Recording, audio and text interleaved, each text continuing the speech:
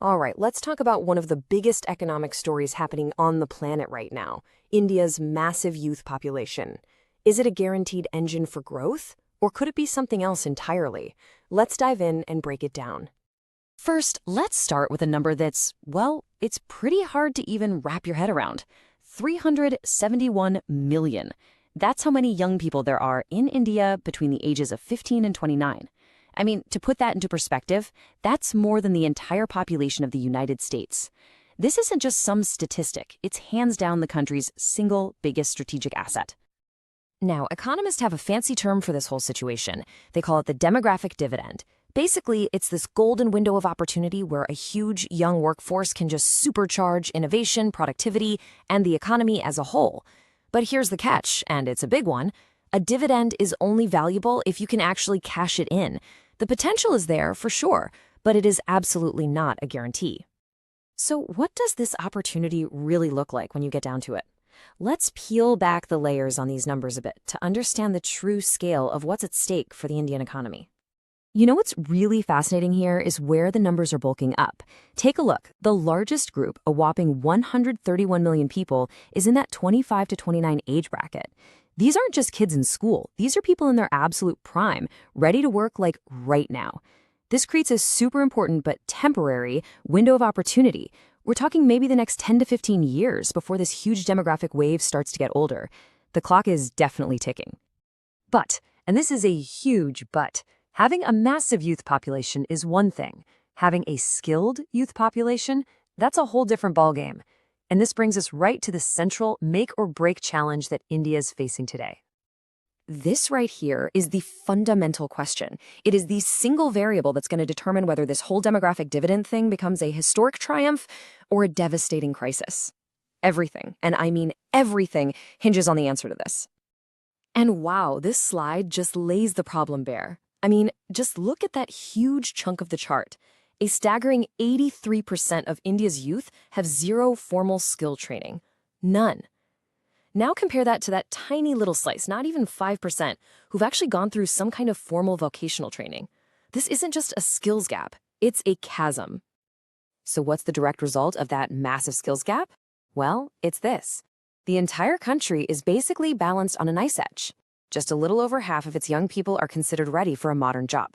That means almost half. Think about that. Nearly 1 in every 2 young people are not equipped with the skills they need to be productive. Okay, so you're faced with this enormous challenge. What's being done about it? Let's take a look at the policies that are actually in play right now, designed to try and bridge this critical gap. The government's response has been to launch this whole suite of ambitious national programs. Each one is trying to tackle a different piece of the puzzle.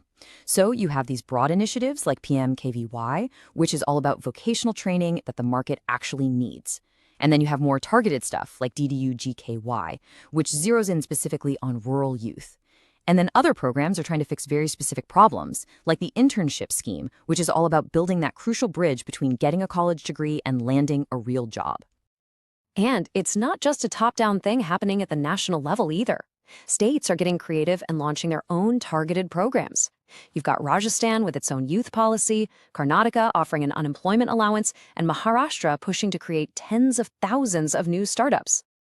So we've defined the problem, we've seen the policies in motion, but what does a winning strategy actually look like? Let's turn to the actionable roadmap for how to turn all of this potential into real, tangible growth. First things first, the entire system needs a fundamental overhaul. The absolute top priority has to be a shift away from just handing out degrees to a system that delivers skills that the market is actually looking for. That means working hand in hand with private companies to design courses and focusing on the skills of tomorrow, like AI and the digital economy, not the skills of yesterday. The second key pillar here is all about empowerment. The goal can't just be to create more job seekers. It has to be about helping young people become job creators. And that means you have to build a really strong startup ecosystem with easy access to seed funding, good mentorship, and a clear path for new businesses to find a market. And finally, that bridge between the classroom and the workplace, it has to be rock solid. Expanding things like internships and apprenticeships isn't just a nice idea, it's absolutely essential.